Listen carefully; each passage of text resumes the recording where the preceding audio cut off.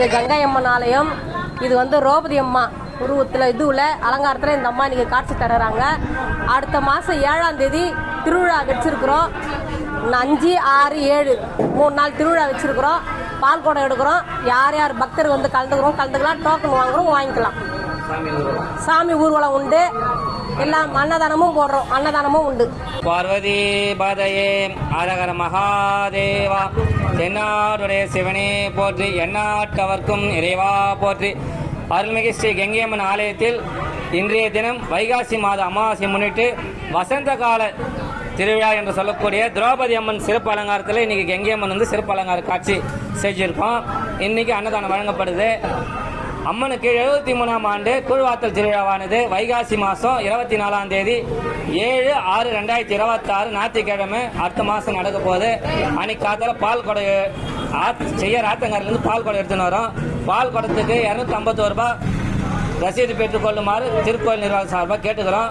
பால் கொடை ரசீது வந்து பார்த்தோம்னா பிரியான்றவங்க அமாவாசை அன்னதான விழா குழு பொறுப்பாளர் வந்து வழங்குறாங்க, வாங்கிக்கலாம்.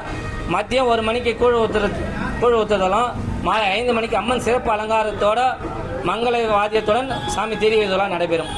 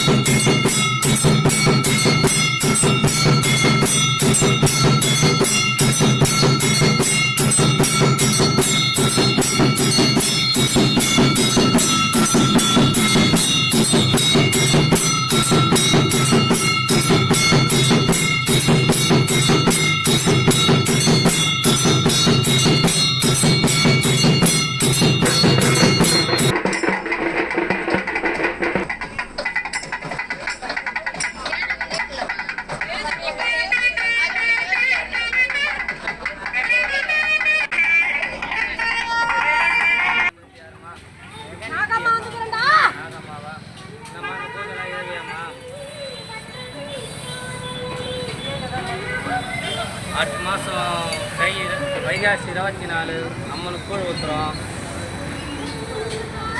பக்த கொடிகள்லாம் நீரை கூட்டின்னு வரணும். நம்ம நல்லபடியாக முடிச்சு. சரிம்மா.